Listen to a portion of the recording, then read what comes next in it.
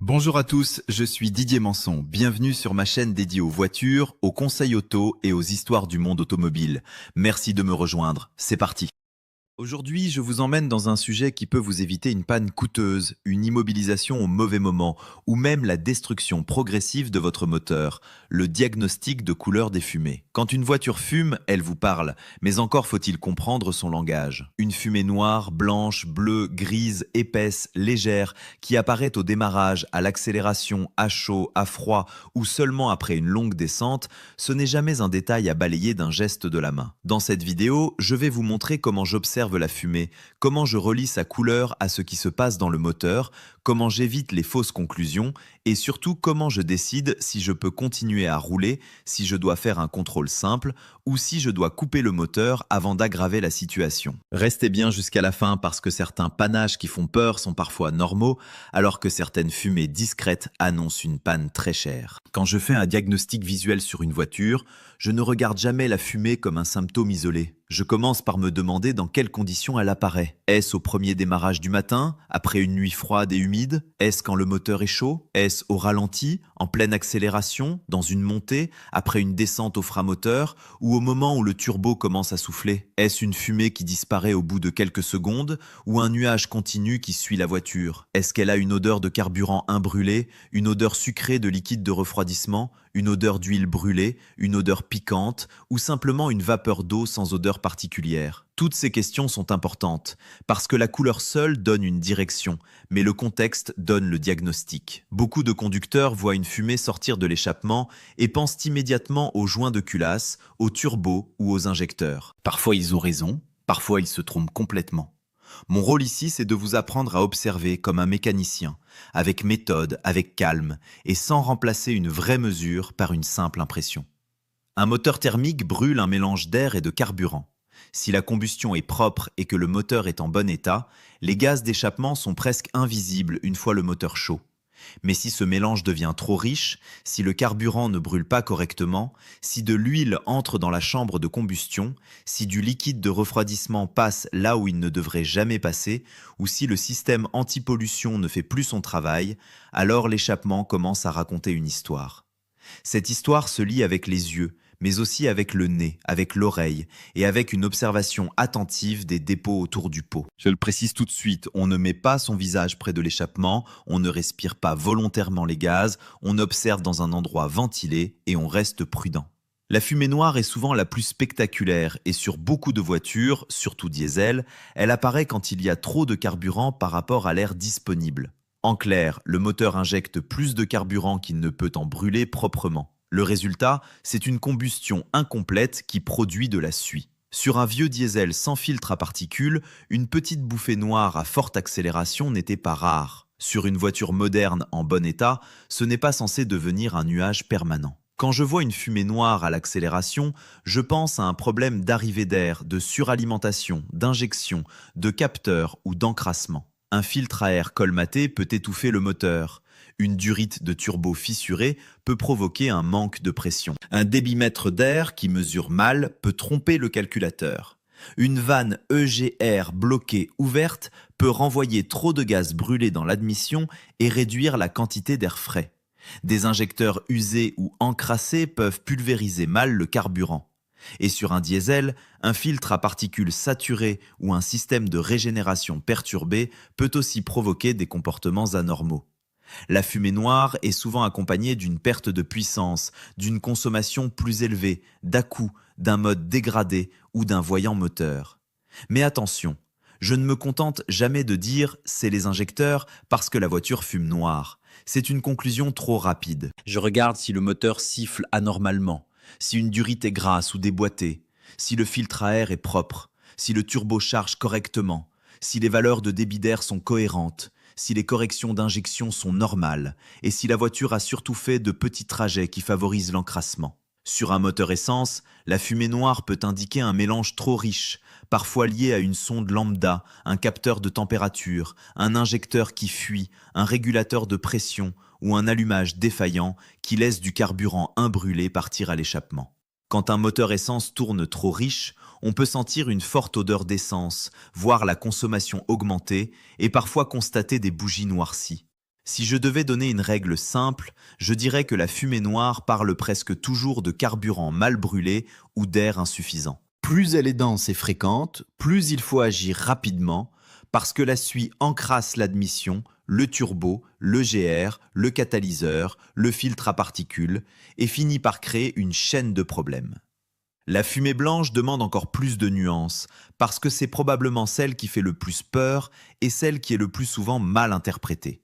Une fumée blanche légère au démarrage, surtout par temps froid, peut être parfaitement normale. Quand le moteur et la ligne d'échappement sont froids, la vapeur d'eau contenue dans les gaz se condense et devient visible, comme la buée quand on souffle en hiver. Elle disparaît généralement quand le moteur chauffe et que l'échappement monte en température. Dans ce cas, la fumée est plutôt légère, elle se dissipe vite dans l'air, elle ne sent pas particulièrement mauvais, et le niveau de liquide de refroidissement ne baisse pas. Mais si la fumée blanche est épaisse, persistante, qu'elle forme un nuage qui ne disparaît pas rapidement, qu'elle est présente même moteur chaud ou qu'elle s'accompagne d'une baisse de liquide de refroidissement, là je deviens beaucoup plus vigilant. Une fumée blanche épaisse peut indiquer que du liquide de refroidissement entre dans les cylindres et brûle avec le mélange.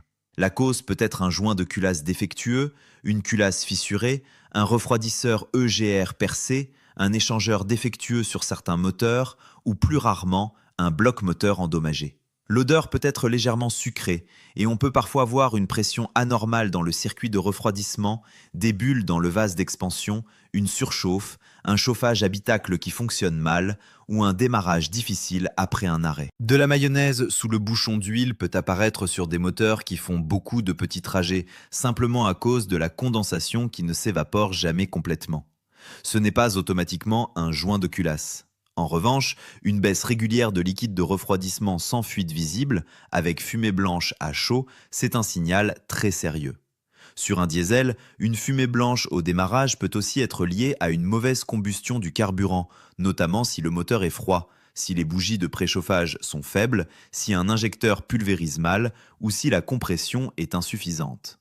Cette fumée blanche de carburant imbrûlé a souvent une odeur piquante de gasoil et elle peut être accompagnée d'un moteur qui tremble ou qui tourne sur 3 cylindres pendant quelques secondes.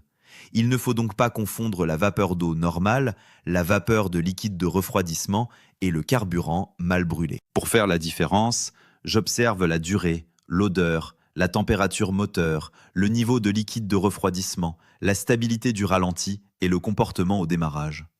La fumée bleue ou bleu-gris est généralement liée à la combustion d'huile moteur. Là, le message est assez clair, de l'huile entre dans les chambres de combustion ou dans l'échappement, puis elle brûle. La teinte peut être discrète, parfois presque grise, mais l'odeur d'huile brûlée est souvent caractéristique.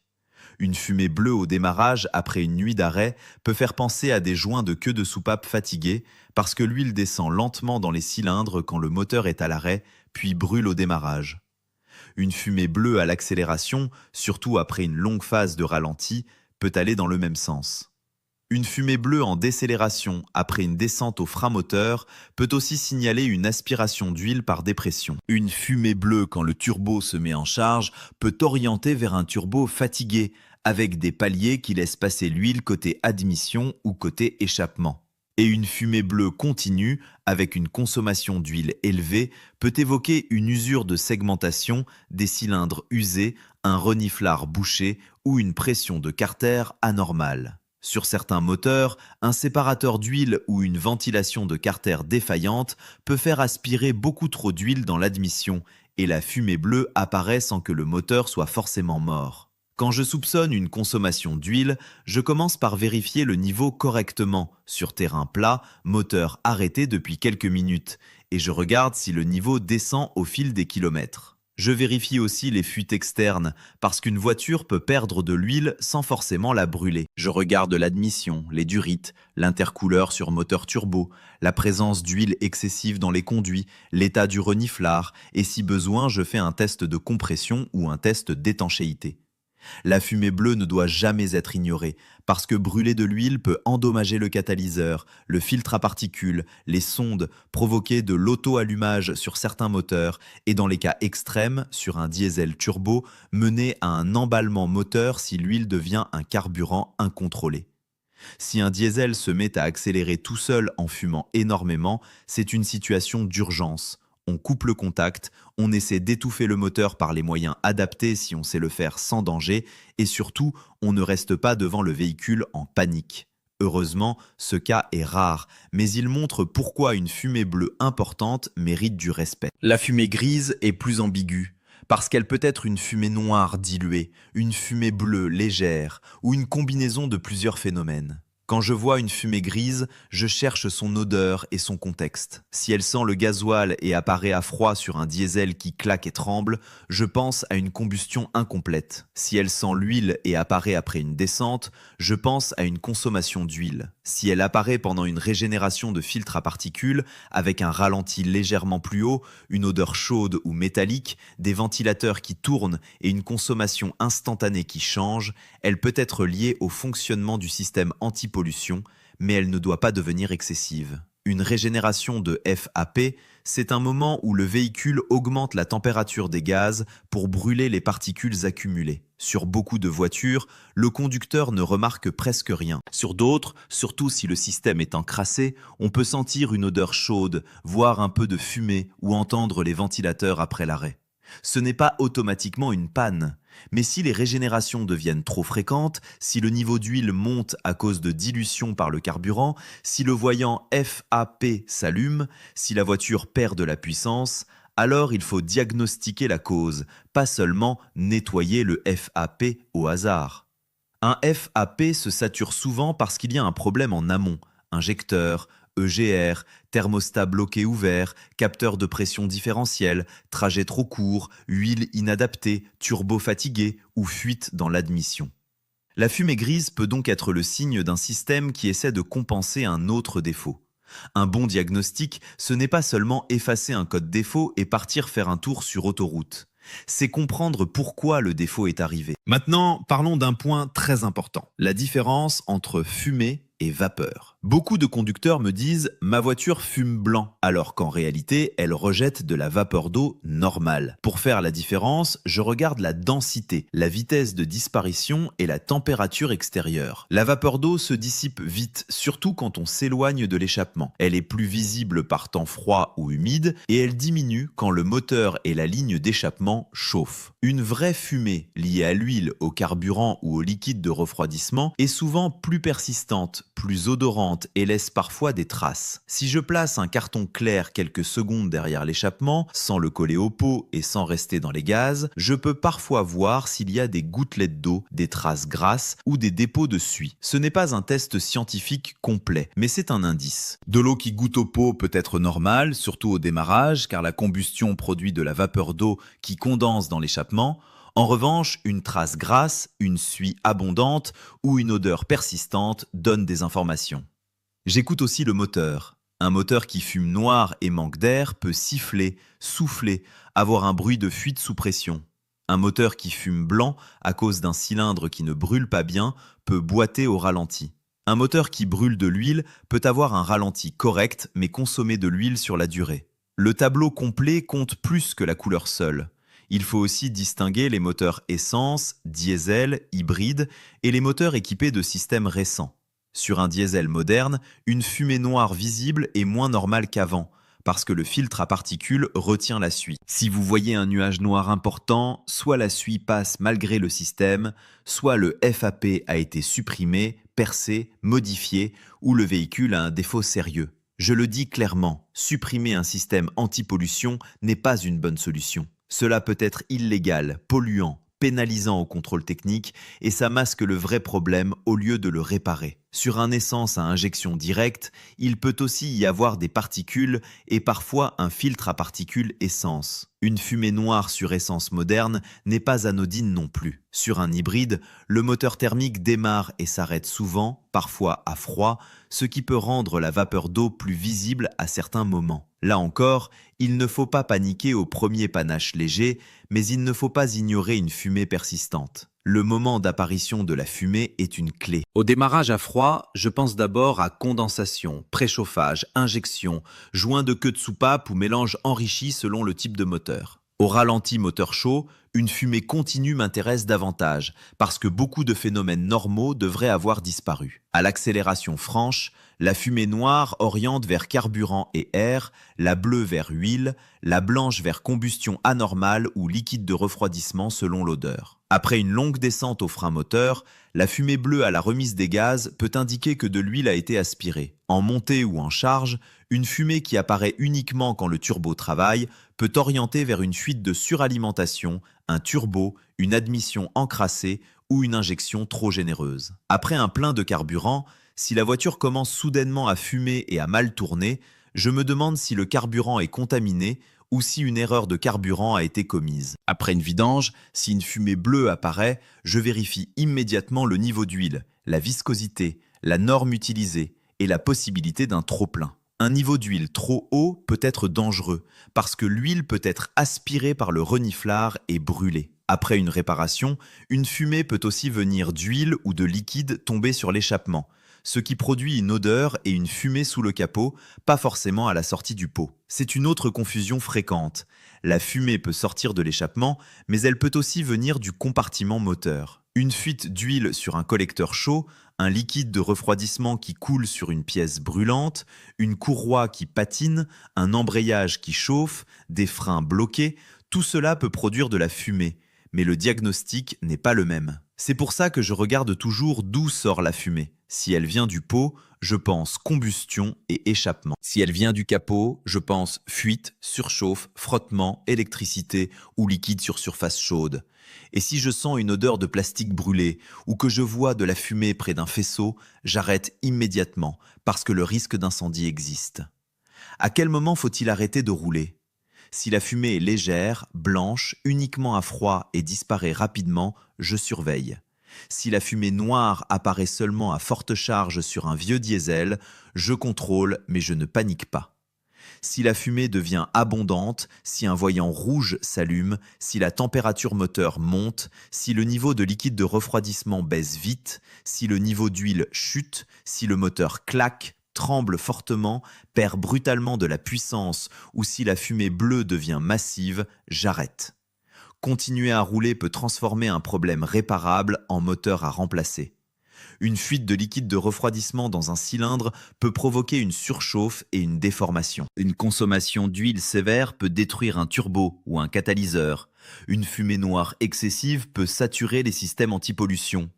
Et une mauvaise combustion peut laver les cylindres, diluer l'huile et user le moteur. L'autre erreur fréquente, c'est de verser immédiatement un additif miracle dans le réservoir ou dans l'huile. Je ne suis pas contre tous les produits d'entretien, mais un additif ne remplace pas un diagnostic. Si un injecteur fuit mécaniquement, si un turbo a du jeu, si un joint de culasse est percé, si une durite de suralimentation est ouverte, aucun produit magique ne va réparer correctement la pièce. Parfois, un nettoyage peut aider un système encrassé, mais il doit être utilisé au bon moment, sur le bon moteur, avec la bonne méthode. Sinon, on perd du temps et de l'argent. Pour avancer intelligemment, je conseille toujours de noter les symptômes. À quelle température extérieure ? Moteur froid ou chaud ? Quelle couleur exacte ? Quelle odeur ? Combien de temps ? Niveau d'huile stable ou pas ? Niveau de liquide de refroidissement stable ou pas ? Voyant allumé ou pas ? Consommation en hausse ? Perte de puissance, bruit nouveau. Ces informations, quand vous arrivez chez un professionnel, font gagner énormément de temps. Un mécanicien qui reçoit une voiture avec la phrase « elle fume parfois » doit deviner. Un mécanicien qui reçoit une description précise peut orienter ses contrôles beaucoup plus vite. Et si vous faites vous-même les premiers contrôles, restez dans le simple et le sûr. Vérifiez les niveaux, inspectez les durites visibles, regardez le filtre à air si accessible, observez les fuites au sol, écoutez les bruits anormaux, lire les codes défauts avec un outil adapté, mais sans effacer avant d'avoir noté les informations. Effacer un défaut trop tôt, c'est parfois effacer une piste. Pour la fumée noire, les contrôles logiques tournent autour de l'air et du carburant. Je veux savoir si le moteur respire bien, Si le turbo pousse correctement, si le GR ne reste pas coincé, si l'admission n'est pas bouchée par la calamine, si les injecteurs travaillent proprement, si le calculateur reçoit de bonnes informations. Pour la fumée blanche persistante, je surveille le circuit de refroidissement, la pression, la présence de gaz dans le liquide, les pertes de liquide, les ratés de combustion, les bougies de préchauffage sur diesel, les injecteurs et la compression. Pour la fumée bleue, je suis la piste de l'huile, niveau, consommation, reniflard, turbo, joint de soupape, segmentation, compression, traces dans l'admission et l'échappement. Pour la fumée grise, je cherche à déterminer si elle est plutôt noire, plutôt bleue, plutôt blanche ou liée à une régénération ou à un mélange de défauts. Ce raisonnement évite de remplacer des pièces au hasard. Une vanne EGR neuve ne servira à rien si la vraie cause est une durite fendue. Un turbo neuf ne servira à rien si le reniflard met le carter en surpression et envoie de l'huile partout. Des injecteurs neufs ne serviront pas si le calculateur enrichit à cause d'un capteur de température qui ment. Un joint de culasse remplacé trop vite peut faire perdre beaucoup d'argent si la fumée blanche venait simplement d'un refroidisseur EGR percé. La couleur de la fumée est donc un indice très fort, mais pas une sentence. Elle ouvre une enquête, et dans une enquête, on rassemble des indices avant de conclure. Je garde aussi les voyants comme des priorités. Un voyant moteur, un message anti-pollution, une jauge de température qui monte ou une pression d'huile anormale changent immédiatement l'urgence du diagnostic. Un voyant rouge n'est pas une suggestion, c'est un ordre d'arrêt dans beaucoup de cas, et un voyant orange permet parfois de rejoindre prudemment un garage, mais pas d'ignorer le problème. Je veux aussi insister sur l'entretien, parce que beaucoup de fumées naissent d'un entretien négligé. Un filtre à air sale, une huile non conforme, des vidanges trop espacées, des bougies fatiguées, un carburant de mauvaise qualité, des trajets trop courts répétés sur diesel, une EGR encrassée ou une admission pleine de dépôts peuvent préparer le terrain. Un moteur a besoin d'air propre, d'huile adaptée, de carburant correct, d'une température normale et de capteurs fiables. Quand on respecte l'entretien, on ne supprime pas tous les risques, mais on réduit énormément les causes classiques de fumée. Maintenant, comment je résumerai mon approche quand un abonné me dit « Didier, ma voiture fume, qu'est-ce que c'est ?» Je lui réponds d'abord « Dis-moi la couleur, le moment, la durée, l'odeur, les niveaux, les voyants et le comportement. Si c'est noir, je cherche carburant trop riche, manque d'air, injection, turbo, EGR, admission, FAP selon le moteur. Si c'est blanc, je distingue condensation normale, carburant imbrûlé et liquide de refroidissement. Si c'est bleu, je pense huile brûlée, turbo, segmentation, joint de soupape, reniflard. Si c'est gris, je cherche à identifier la dominante et le contexte. Et si la fumée est abondante, nouvelle, accompagnée de surchauffe, de perte de liquide, de chute d'huile, de bruit anormal ou de voyant rouge, je ne joue pas, j'arrête et je fais diagnostiquer. La mécanique, ce n'est pas seulement réparer, c'est éviter d'abîmer davantage. Une petite décision au bon moment peut sauver un moteur. Pour finir, je veux que vous gardiez cette image en tête. L'échappement est comme la respiration de votre voiture. Quand la respiration change, ce n'est pas forcément dramatique, mais ce n'est jamais inutile. Une vapeur blanche légère un matin froid, c'est souvent juste la voiture qui se réveille. Un nuage noir à chaque accélération. C'est le moteur qui dit qu'il étouffe ou qu'il reçoit trop de carburant. Une fumée bleue, c'est le moteur qui brûle son huile, et ça mérite une vraie attention. Une fumée blanche épaisse à chaud, c'est un signal à prendre très au sérieux. Une fumée grise, c'est une invitation à regarder plus finement. Ne vous laissez pas guider par la panique, mais ne tombez pas non plus dans le déni. Observez, notez, contrôlez les niveaux, cherchez les signes associés et consultez quand le symptôme dépasse ce qui est normal. Si cette vidéo vous permet, la prochaine fois, de regarder une fumée et de vous dire « je sais déjà dans quelle direction chercher », alors j'aurai réussi mon objectif. Moi, c'est Didier Manson, et sur cette chaîne, je veux vous aider à comprendre vos voitures avant qu'elles ne vous coûtent trop cher. Prenez soin de vos moteurs, écoutez leurs signaux, ne sous-estimez jamais une fumée qui change, et surtout, souvenez-vous qu'un bon diagnostic commence toujours par une bonne observation.